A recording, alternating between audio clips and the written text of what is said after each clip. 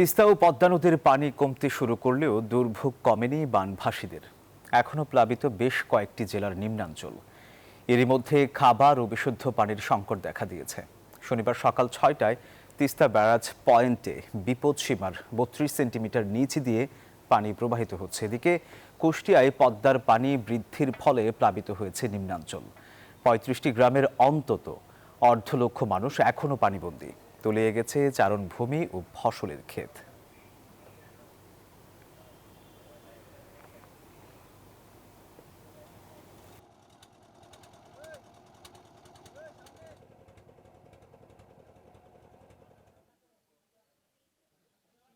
দর্শক, বন্যা পরিস্থিতি নিয়ে আরো জানাতে এই মুহূর্তে যুক্ত হচ্ছেন আমাদের সহকর্মীরা। শুরুতেই লালমনিরহাট থেকে যুক্ত হচ্ছেন সহকর্মী রবিউল হাসান। রবিউল, লালমনিরহাটে বন্যার কি পরিস্থিতি দেখছেন আজ, সেই সাথে প্রশাসনের কি ধরনের উদ্যোগ দেখছেন জানাবেন আমাদের।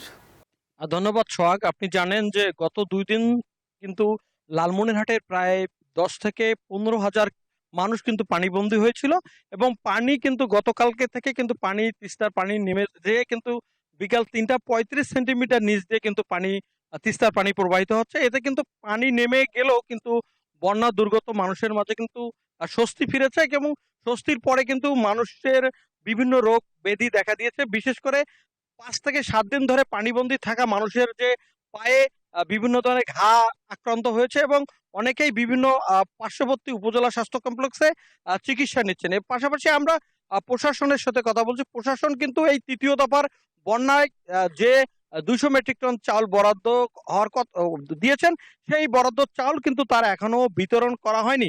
ইতিমধ্যে আমরা রয়েছি লালমনিরহাটের আদিতবাড়ি উপজেলার মহেশখোসা ইউনিয়নের তিস্তা এসপার বাঁধের এলাকায়। এটি দেখছেন যে পানি নেমে গেছে, শুকিয়ে গেছে তিস্তা নদী। কিন্তু আপনি বান্ডেল থাকলে প্রতি সেনমানিতে টাকা বাঁচবে।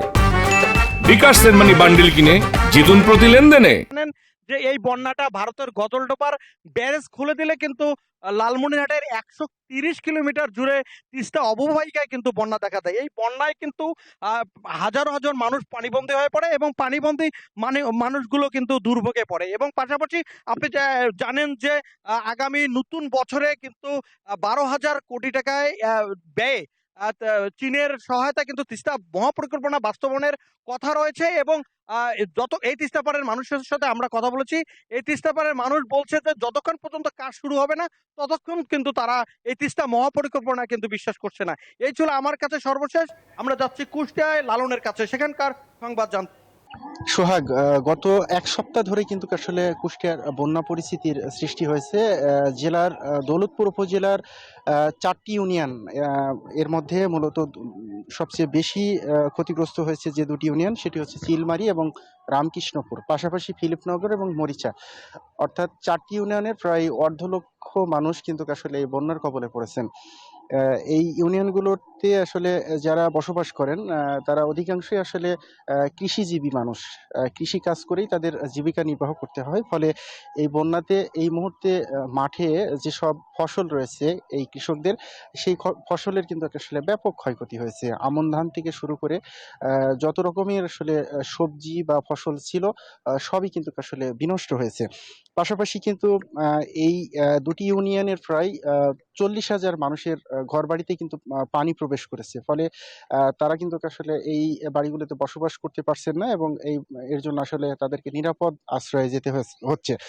আমি জেলা প্রশাসকের সাথে কথা বলেছি। জেলা প্রশাসক যেটি বলছেন যে এই বন্যা দুর্গত এলাকার মানুষকে সহযোগিতার জন্য সব ধরনের প্রস্তুতি ইতিমধ্যে আসলে জেলা প্রশাসনের পক্ষ থেকে নেওয়া হয়েছে এবং তাদেরকে সেই সহযোগিতা দেওয়া হচ্ছে। পানি উন্নয়ন বোর্ডের কর্মকর্তারা বলছেন যে পদ্মার পানি আপাতত বাড়ার সম্ভাবনা নেই। যে পর্যায়ে গেছে তারা বলছেন যে এই পানিটি কমের দিকে যেতে পারে, আর বাড়বে না। তো যদি অপরিবর্তিত থাকে সেই ক্ষেত্রে হয়তো নতুন কোন এলাকা প্লাবিত হবে না বলে পানি উন্নয়ন বোর্ডের কর্মকর্তারা আমাকে জানিয়েছেন। তো এই ছিল কুষ্টিয়ার বন্যা পরিস্থিতি নিয়ে আমার কাছ থেকে সর্বশেষ।